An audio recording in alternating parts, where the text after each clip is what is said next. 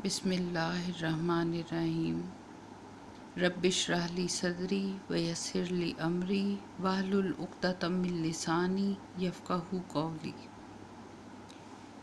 گزشتہ کلاس میں ہم نے علامہ اقبال کو بحیثیت شاعر دیکھا، ان کے حالات زندگی اور ان کی اہم تصانیف کا جائزہ لیا تھا۔ اس کے بعد ہم نے ان کی نظم فاطمہ بنت عبداللہ،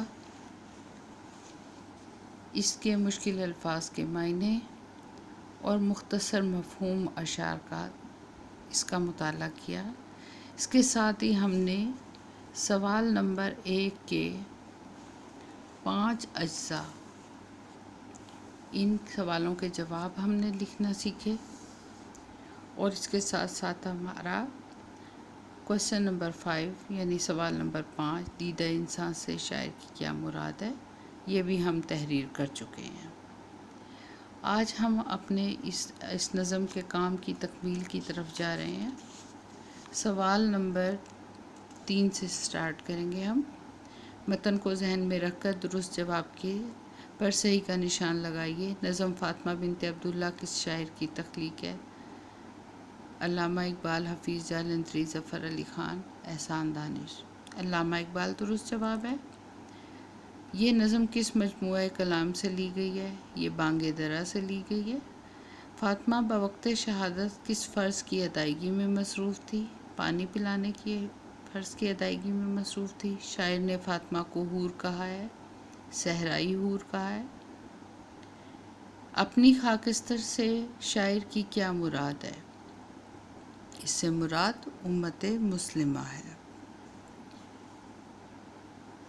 اس کے بعد سوال نمبر 4 میں آپ دیکھیں کہ درج ذیل الفاظ پر اعراب لگا کر تلفظ واضح کیجیے۔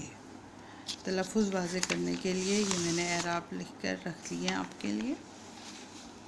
ان کو بہت غور سے ہم نے دیکھنا ہے اور ہر لفظ کا اعراب بہت واضح طور پہ لگانے ہیں تاکہ تلفظ واضح ہو جائے۔ سقائی، سین کے اوپر زبر، کاف کے اوپر شد یا تشدد یا تشدید اور اس کے اوپر زبر، حمزہ کے نیچے زیر۔ سقائی۔ خاکستر، خے کے اوپر زبر، کاف کے نیچے زیر،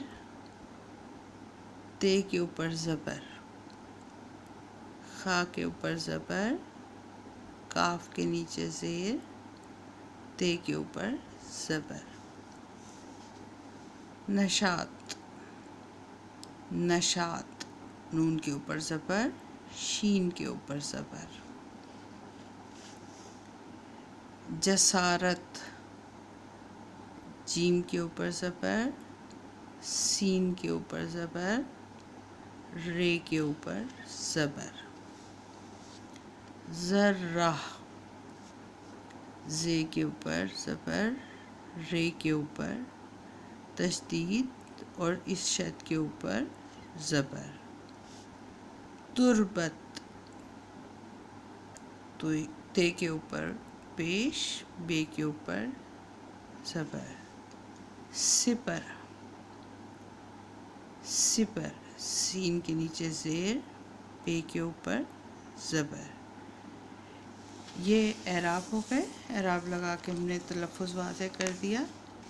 اس کے بعد سوال نمبر 6 ہے۔ سوال نمبر 6 میں دیکھیں، نظم کا متن ذہن میں رکھ کر مصرعے مکمل کیجیے۔ ذرہ ذرہ تیری مشت خاک کا معصوم ہے، ذرہ ذرہ تیری مشت خاک کا معصوم ہے۔ یہ جہاد اللہ کے رستے میں بے تیغ و سپر ہے، جسارت آفریں شوق شہادت کس قدر۔ رقص تیری خاک کا کتنا نشاط انگیز ہے، دیدہ انسان سے نامحرم ہے جن کی موج نور۔ اس کے بعد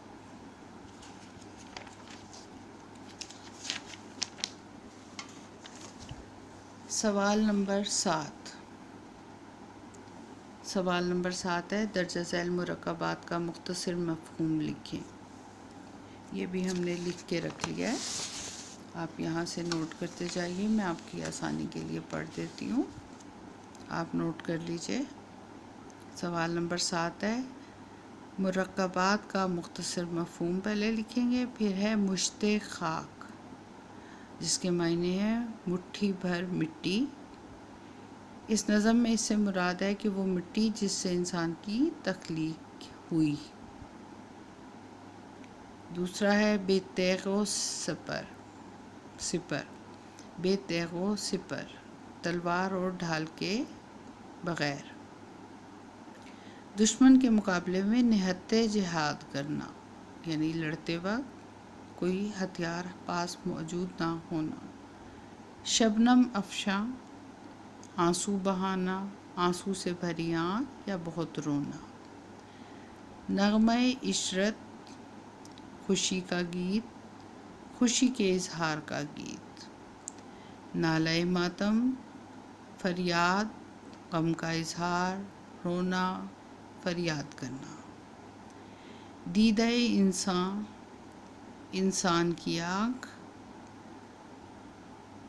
حقیقت کو دیکھنے، پرکھنے اور سمجھنے کی صلاحیت، یعنی اللہ تعالیٰ نے انسان کو جو صلاحیت دی ہے جس کے ذریعے وہ حقیقت کو دیکھتا ہے، پرکھتا ہے اور اس کو سمجھتا ہے، اس کو دیدہ انسان کہتے ہیں۔ اس کے بعد سوال نمبر 8 ہے۔ سوال نمبر 8 میں ہم نے کالم الف میں دیے ہوئے الفاظ کو کالم بے سے ملانا ہے۔ پہلے ہم کالم الف میں نمبرنگ کر لیں گے، 6 الفاظ ہیں، پھر کالم بے پہ ہم یہی نمبر ڈالتے جائیں گے۔ تیغ، سپر، تیغ کا نمبر 1 ہے تو ہم نے سپر کے آگے نمبر 1 ڈال دیا، تیغ، سپر۔ حور، صحرائی، حور، صحرائی۔ گلستاں، خزاں، گلستاں، خزاں۔ فضا، آسمان، فضا، فضا، آسمان۔ تربت، خاموش، تربت، خاموش۔ شوق، شہادت، شوق، شہادت۔ اس کے ساتھ ہی آج ہم نے فاطمہ بنت عبداللہ جو علامہ اقبال کی تحریر کی ہوئی ایک نظم ہے، اس کے کام کا اختتام کر دیا ہے۔ امید ہے کہ آپ کو یہ بہت اچھی طرح سے سمجھ آ گیا ہوگا۔ آپ نے مزید کوئی کویسچن اس نظم کے بارے میں پوچھنا ہے تو آپ کمنٹس میں لکھ کے مجھ سے پوچھ سکتے ہیں۔ بہت شکریہ، اللہ حافظ۔